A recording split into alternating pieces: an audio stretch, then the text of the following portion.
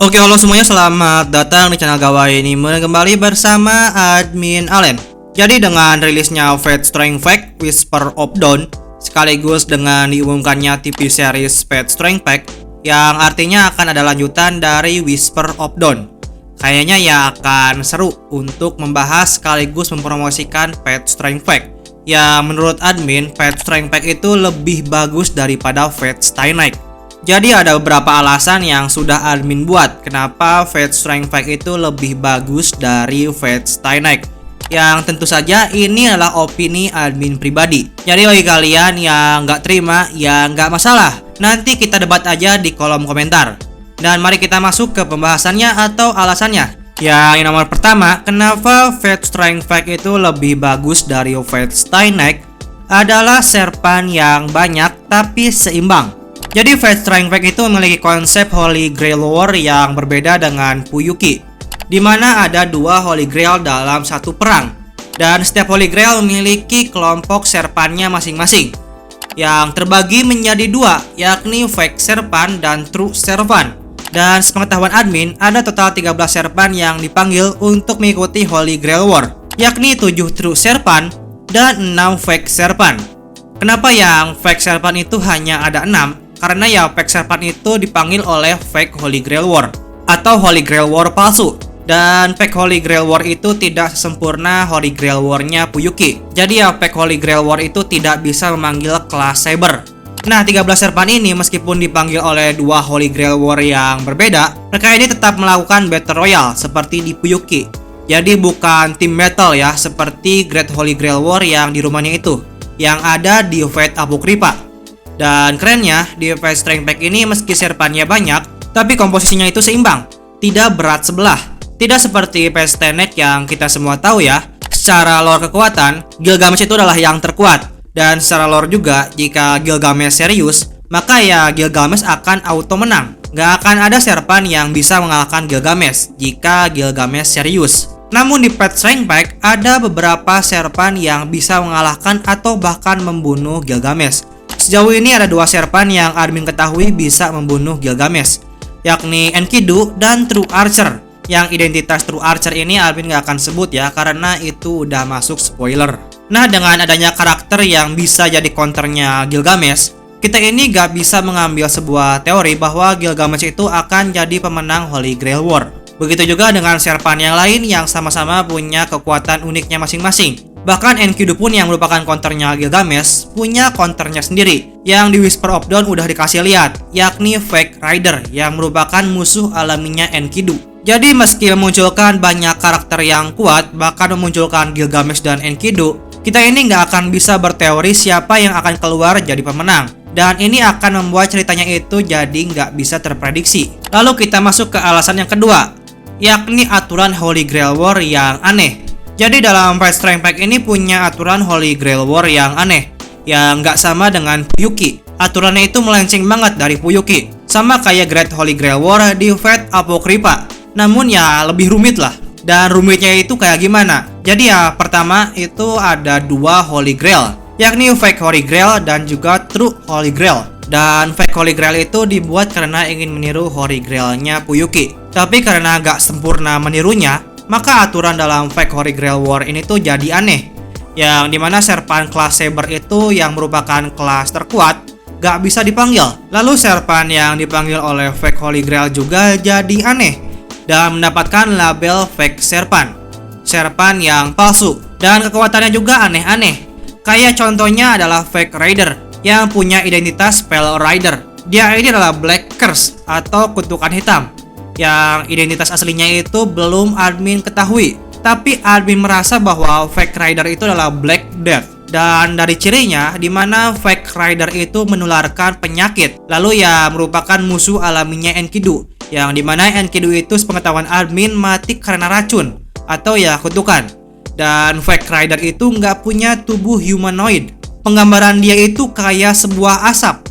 Lalu Fake Assassin yang dipanggil pun bukan Hasan. Seperti yang kita tahu bahwa jika memanggil serpan assassin sesuai prosedur, maka yang keluar itu ya pasti adalah Hasan, karena Hasan itu adalah sumber dari nama assassin itu sendiri. Lalu jika pemanggilannya tidak sesuai prosedur, maka ya yang keluar bukan Hasan, Kayak misal di Fuyuki, yang terpanggil itu adalah Sasaki Kojiro, karena yang memanggil Sasaki Kojiro itu bukanlah manusia, tapi serpan, yakni Medea. Dan fake assassin yang terpanggil itu adalah 19 kandidat Hasan, atau banyak orang yang bilang kandidat yang gagal menjadi Hasan. Nah, setelah pembuatan fake Holy Grail War, yang aturan dan sistemnya itu sangatlah aneh dan berbeda dengan Fuyuki, keluarga Ainsburn yang menjadi salah satu penyelenggara Holy Grail War itu marah karena ada Holy Grail War palsu. Akhirnya dibuatlah Holy Grail War yang asli di tempat yang sama, yang tujuannya adalah untuk menandingi Pack Holy Grail War. Dan serpan-serpan yang dipanggil pun memiliki gelar True Servant, dan yang dipanggil pun sesuai dengan aturan Fuyuki. Nah, dengan adanya dua Holy Grail War dalam satu tempat dan satu waktu, maka ini tuh membuat aturan Holy Grail War Pet Strength Pack itu jadi aneh, karena ya saling tumpang tindih. Semua serpan yang dipanggil, mau itu true ataupun fake, saling bertarung untuk jadi pemenang. Lalu kita masuk ke alasan ketiga, yakni Master dalam Fate Strength Pack juga ikut bertarung. Berbeda dengan Fate Stayneck yang kebanyakan pertarungannya itu dilakukan oleh serpan, dan Masternya itu hanya sebagai komando atau support, atau bahkan mungkin beban. Di Fate Strength Pack ini para masternya itu ikut bertarung. Ya, nanti akan kelihatan banget dalam adegan Fake Assassin yang menyerang masternya Fake Caster. Nah, ini tuh mirip dengan Fate Zero, dimana Kiritsugu dan Kirei yang juga ikut bertarung dan tidak terlalu bergantung pada serpannya. Membuat alur Holy Grail War itu gak cuma pertarungan serpan dengan serpan, tapi juga pertarungan master dengan master, atau mungkin master dengan serpan. Lalu di alasan keempat adalah Fate Strength Pack ini tidak berfokus dalam satu karakter. Dengan banyaknya serpan yang dipanggil, yang artinya ada banyak juga master ya. Belum nanti ada juga pihak ketiga yang ikut campur. Terlebih ini tuh bukan tim battle, jadi tiap pihak itu punya tujuannya masing-masing. Dan Fate Strength Pack itu berhasil memberikan sebuah cerita yang tidak berpusat dalam satu karakter. Semua karakter itu mendapatkan bagiannya yang seimbang, gak terlalu banyak ataupun gak terlalu sedikit. Kita akan mengetahui tujuan dan cara berpikir setiap karakternya.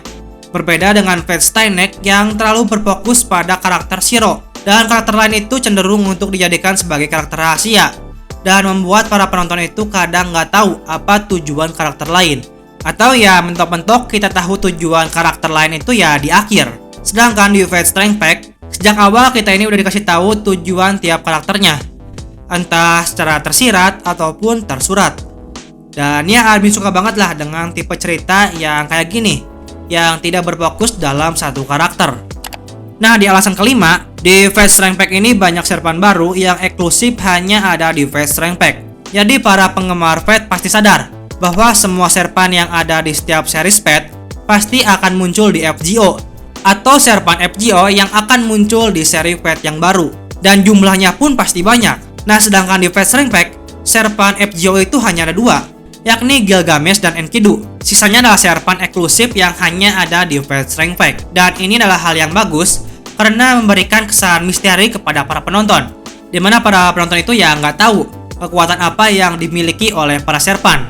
Yang kita tahu mungkin hanya kekuatan dari Gilgamesh dan juga Enkidu.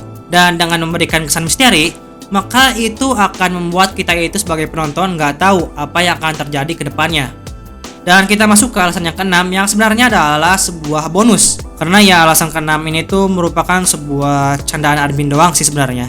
Jadi ya di Fate Strength Pack itu nggak ada Saber Pass. Dan mungkin ini adalah anime Fate yang pertama yang nggak memunculkan Saber Pass. Dan ya jika kita lihat di seri Fate yang lain, jika ada Saber Pass, maka ya Saber Pass tersebut atau ya minimal kelompoknya kemungkinan besar akan keluar jadi pemenang. Kecuali ya di FGO yang Saber Pass-nya itu kalah. Dan ya admin nggak tahu sih kenapa kemungkinan besar Saber Pass itu akan selalu menang. Mungkin karena Saber Pass itu terlalu disukai oleh Nasu dan juga Takeuchi ya, makanya selalu didesain untuk jadi pemenang. Dan maka dari itu, tanpa adanya Saber Pass yang dicintai oleh Nasu dan Takeuchi, Fate Strength Pack ini jadi sebuah series yang fresh dan bikin penggemar yang selalu dikasih Saber Pass oleh Nasu dan Takeuchi itu nggak bosen.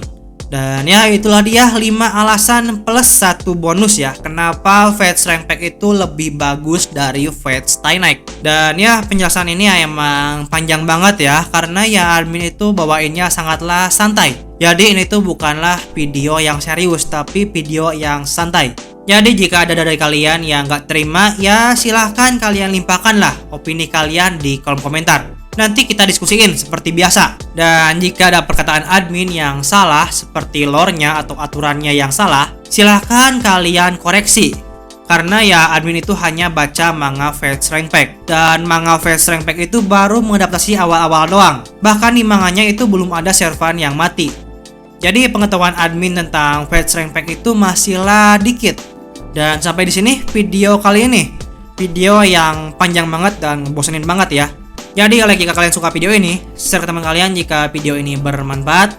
Terima kasih semua yang sudah nonton sampai akhir dan sampai jumpa di lain video.